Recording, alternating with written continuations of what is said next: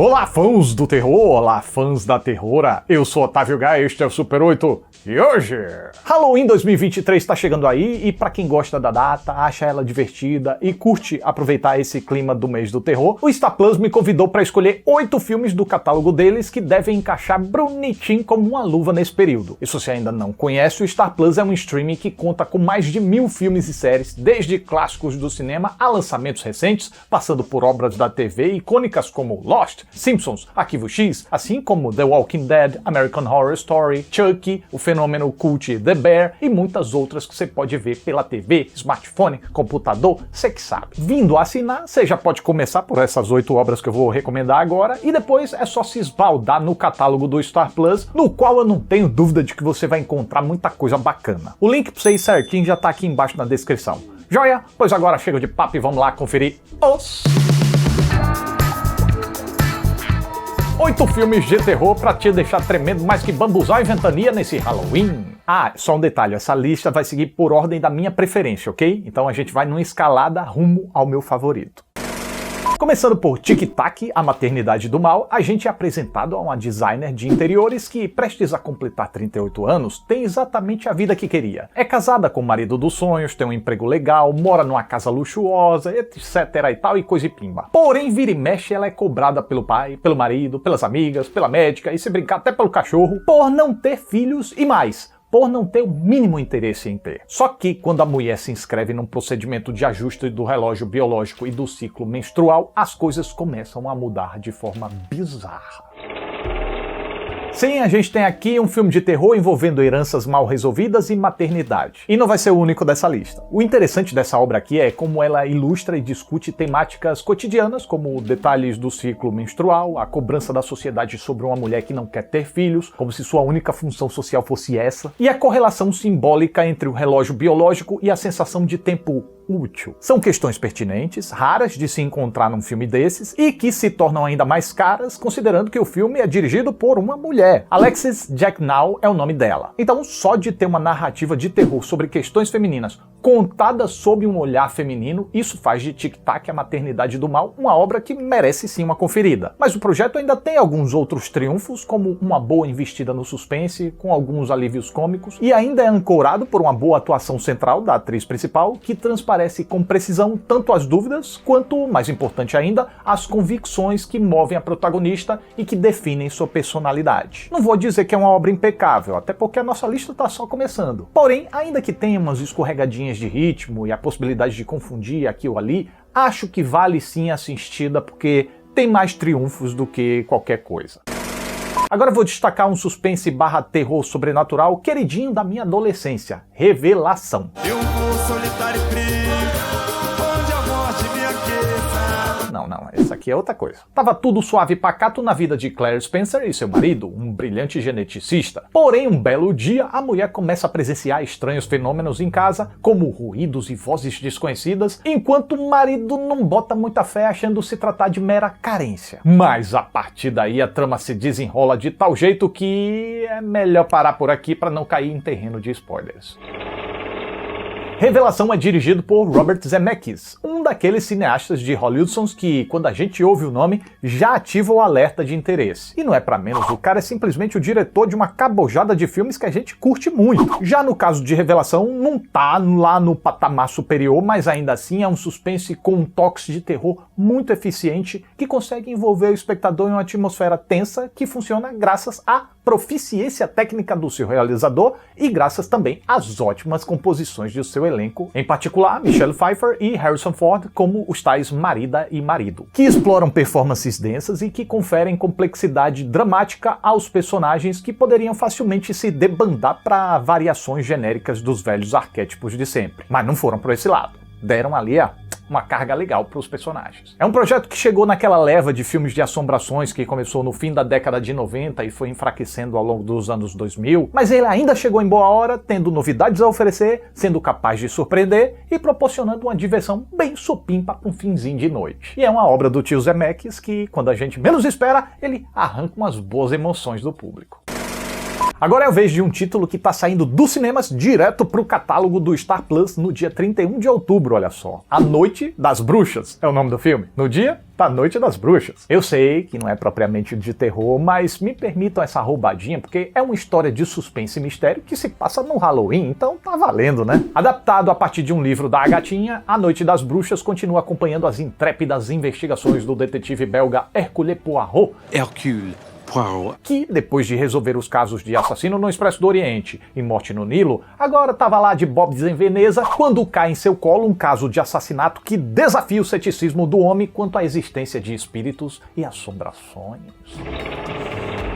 O diretor, roteirista e ator Kenneth Branagh volta pela terceira vez à pele do detetive Poirot e, olha, é mais um capítulo bacanildes, viu? A premissa da vez, mais embebida no sobrenatural, poderia indicar uma ruptura com o padrão já estabelecido, mas o cineasta arrumou um jeitinho de preservar a fórmula, cuja identidade para esse filme aqui vem das especificidades do caso e dos personagens da vez, que é eficiente em levar o detetive para novos caminhos, mas sem trair a mentalidade e a lógica desse universo firmadas nos filmes anteriores. Além disso, a estrutura narrativa se mostra bem fluida quando poderia facilmente se tornar repetitiva e prolixa. É bacana, por exemplo, que, para evitar desgastar o espectador com cenas com entrevistas e depoimentos repetitivos, o filme opta por intercalar esses trechos com flashbacks, reviravoltas e eventos mais agitados, o que ajuda a deixar a atenção do espectador sempre ali em alta. Por último, eu queria falar ainda que a ordem com que as pistas e evidências são apresentadas convida o público a tentar decifrar o caso junto com o Poirot. Tanto que eu não me recordo de nenhuma informação que tenha sido jogada de forma desonesta ou arbitrária apenas para enganar o espectador ou impedir que ele tentasse decifrar o mistério. E tudo isso ainda é envolvido numa roupagem delicinha que, honrando os capítulos passados, também inclui um elenco muito bem encaixado em seus respectivos papéis, desde Michelle Yeoh até o próprio Kenneth Branagh, cujo personagem deu uma evoluída e agora surge mais desesperançoso e desgostoso com a raça humana, sendo movido mais do que nunca por puro pragmatismo. E como eu disse, olha aí se não é mais um filme envolvendo heranças malditas e maternidade. Em Empatgore, Herança Maldita, duas amigas trabalham como cobradoras de pedágio numa estrada da Batávia, capital da Indonésia. Depois que uma delas é misteriosamente atacada por um sujeito desconhecido, elas percebem que algo estranho está acontecendo e as suspeitas acabam levando as moças a um vilarejo remoto e calmo, no qual uma das amigas se depara com uma herança que não sabia ter, mas que pode trazer consequências terrivelmente macabras.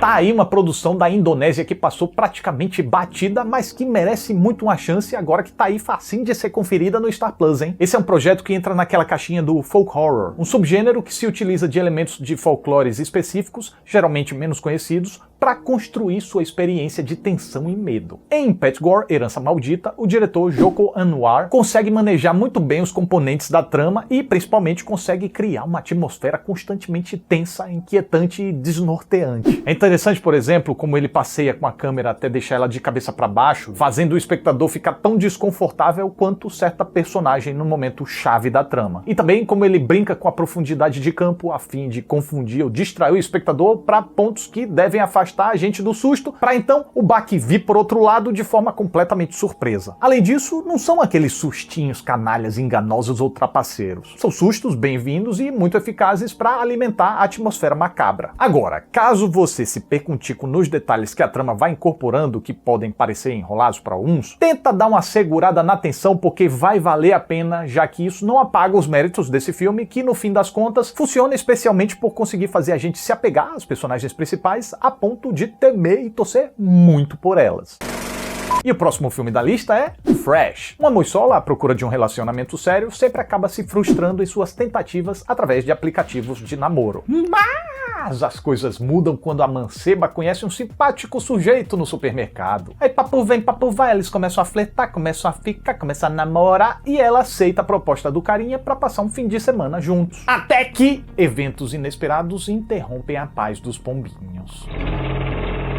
Fresh foi exibido pela primeira vez no Festival de Sundance de 2022 e rapidamente foi disputado pelas distribuidoras e streamings, chegando aqui no Brasil no Star Plus poucos meses depois. O que intriga nessa produção nem é apenas a sua premissa inusitada, mas principalmente como a diretora Mimi Cave articula os elementos e os vai-e-vens desse projeto. E te falar, de novo faz muita diferença que esse filme seja comandado por uma mulher, pois pelo direcionamento que as coisas tomam, o filme ganha um rico significado por ser contado por alguém que é familiar aos dramas, receios e vulnerabilidades da protagonista. E talvez por isso chega a ser curioso como durante o primeiro ato, Fresh até pareça uma produção que facilmente entraria numa eventual lista de 8 filmes pra ver no Dia dos Namorados, já que a atmosfera inicialmente carrega uma leveza encantadora e um romance com toques de comédia muito do fofo. Mas aí vem o segundo ato e a diretora revela um tremendo de um triunfo ao efetuar uma transição orgânica dessa roupagem introdutória para algo bem mais cru, temeroso, assustador e até mesmo grotesco e esquisito. Em todo esse processo, Fresh se revela uma interessante mescla de gêneros e estilos que tinha tudo para soar caótica ou desconjuntada,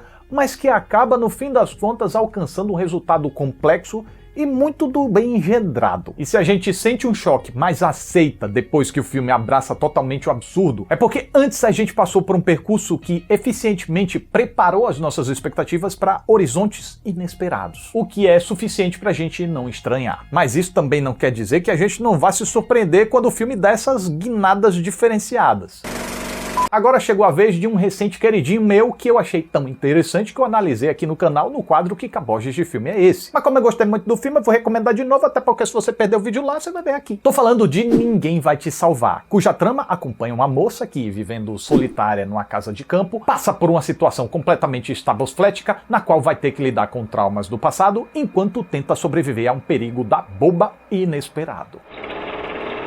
Como eu mencionei no meu vídeo sobre o filme, Ninguém Vai Te Salvar merece muito ser visto com um som bacana. Então, no mínimo, põe aquele fonezinho de ouvido chuchu beleza. Por quê? Porque essa é uma produção cujo horror e tensão muitas vezes vem de uma construção sonora extremamente precisa, rica e atenta a ruídos e detalhes pequenos, mas fundamentais para deixar a gente na poltrona, assim, na pontinha da cadeira. Mas é só isso? Nananina não. O diretor Brian Duffield demonstra um baita potencial para se estabelecer como um realizador de terror e suspense dos bons. Pelo menos aqui eu achei ele muito inteligente ao criar uma narrativa que se comunica muito bem através dos silêncios, com detalhes e informações visuais, dispensando por completo uma verborragia expositiva que tanto costuma prejudicar outras obras do gênero por aí. Além disso, o cineasta tomou uma decisão ousada, pouco convencional, de já revelar de cara a ameaça que a heroína vai enfrentar, o que acaba se mostrando uma escolha muito eficiente justamente por ser direta ao ponto, sem rodeios. Ele sabe que não tá reinventando a roda, então não finge que tá. Aí o que ele faz é partir de certos paradigmas conhecidos para se dedicar a criar um conjunto próprio a partir da reunião desses elementos. Não fosse o bastante, a obra é absolutamente hábil naquilo que é mais determinante em um filme de sobrevivência: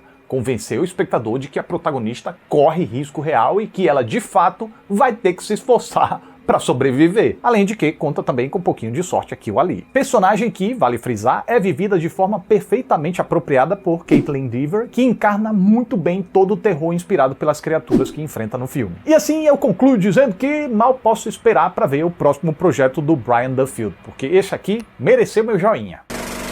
Em A Casa Sombria, uma mulher processa a perda do marido que tirou a própria vida há pouco tempo. Vivendo sozinha numa casa na beira de um rio, ela acaba tendo visões, sonhos e vislumbres de uma presença fantasmagórica por perto. Assim, decidida a mergulhar nos motivos que levaram o companheiro ao seu trágico destino, vasculha os itens privados do sujeito e acaba se vendo no meio de um mistério ainda maior do que poderia supor. A Casa Sombria é um filme que faz muito bom uso de recursos visuais e sonoros para construir uma atmosfera tanto tensa quanto melancólica, já que o diretor, David Bruckner, é hábil ao compor uma história que maneja bem tanto os seus aspectos assustadores, lidando com sombras, aparições, sons, quanto os dramáticos ao dar uma baita atenção aos sentimentos que corroem a protagonista. Ela que vai passar por todas as fases do luto, enquanto ainda mergulha numa investigação pessoal. E com razão ela se mete nisso, já que o que ela vai descobrindo e percebendo encasquetaria qualquer um a saber mais e mais até saber tudo. Mas saber não é propriamente o que o filme vai dar pra gente, porque ele não tá disposto a dar um beabá de forma convencional não, tá? Vai requerer a sua imersão e depois a sua reflexão para conseguir ligar certos pontos. E ao ligar, se você estiver na mesma página que eu tive quando terminei o filme, deve ficar bem... Eita! Como eu fiquei. Não é à toa que eu coloquei esse filme aqui em segundo lugar, né? E bem, para coroar o projeto, a atriz Rebecca Hall surge sob a pele de uma protagonista desafiadora, pois tem que lidar com uma penca de sentimentos paralelos, desde o pesar pela perda do marido até a aflição crescente que vai sentindo à medida que a trama avança. E infelizmente a atriz manda muito, mas muito bem nessa empreitada. Tanto que foi indicada no nosso Grande Prêmio dos Horrores de 2021 por essa performance, olha só. A propósito, a gente tá chegando aqui na terceira edição, que no dia 31 de outubro agora, no dia de Halloween, vai vir ao ar, hein? Com os convidados de sempre, Nerd Rabugento, Lucas Maia, do Refúgio Cult e Jeto. E em primeiríssimo lugar eu vou destacar outro filme que eu também abordei no Kikaboges de filme é esse, O Menu. O Menu? Não. O Menu. Você entendeu, né, gente? A trama gira em torno de um casal que viaja a uma ilha isolada para experimentar a comida de um restaurante de altíssima classe. Aquelas finuras e frufruzagem toda. O que eles não esperavam era que o chefe do tal estabelecimento estava disposto a proporcionar uma experiência única, mas pra lá de estranha, bizarra e apoplética. O Menu chegou numa leva de filmes e séries que tece críticas sociais pertinentes à elite econômica, mas não apenas. O roteiro também envereda por outros tópicos, incluindo uma ampla e aprofundada reflexão sobre a indústria da arte como um todo, não se restringindo somente ao campo específico da culinária. Nessa vertente, o Menu analisa então os casos dos mais diferentes tipos de artistas, públicos e, vejam só, críticos de arte. Tudo isso embrulhado numa roupagem tão deliciosa quanto parecem ser os pratos que surgem em tela ao longo do filme. E como se não bastasse, o diretor Mark Mylod ainda cria, desde o primeiro minuto, um clima de estranhamento, desconforto e paranoia, mesmo quando a gente não sabe exatamente de onde vêm esses sentimentos. A gente vê um olhar torto aqui, uma reação suspeita ali, a gente percebe que algo errado não tá certo, a gente fica com aquela sensação de que tem algo prestes a degringolar muito feiamente, porém não dá para precisar o que ou como. E conseguir manter essa abordagem tensa e eficiente do início ao fim é algo que só reafirma a eficácia de O Menu enquanto filme de suspense e terror também, por que não? Já que não deixa de ter seus toques mais brutais aqui ou ali. E de quebra o filme ainda traz Ralph Fiennes numa performance que sintetiza com perfeição todos esses atributos também ao redor do seu personagem. Filmão que me deixou tão encantado que eu até fiz um vídeo com duas partes aqui no canal. A primeira com crítica e a segunda tentando decifrar suas entrelinhas. Então se eu recomendo bastante os outros filmes dessa lista, esse aqui eu recomendo com força. E aí, já assistiu a algum desses filmes? Ficou afim de ver? Ah, Otávio, mas eu não me interessei por esse ou aquele. Calma, gente, dá uma chance. Não tô dizendo que você vai encontrar o seu novo filme de terror favorito aqui, mas vai que encontra um dos. E gostando, não gostando, faz parte também. Pode deixar aí nos comentários o que é que você acha desses filmes aí. Lembrando que o link do Star Plus tá aqui embaixo na descrição para você assinar e já começar a sua comemoração de Halloween por esses filmes. E claro, além desses 8, ainda tem mais um montão de filmes e séries bacanas. Ah, além de esportes também, para quem curte, viu? Muitos esportes bem variados. Eu mesmo vi por lá os playoffs da NBA. Já é o som então? Belezura. Então é isso. Mas o Super-Herói está chegando ao final. Eu fico muito grato pela atenção de vocês. Muito obrigado. Até a próxima.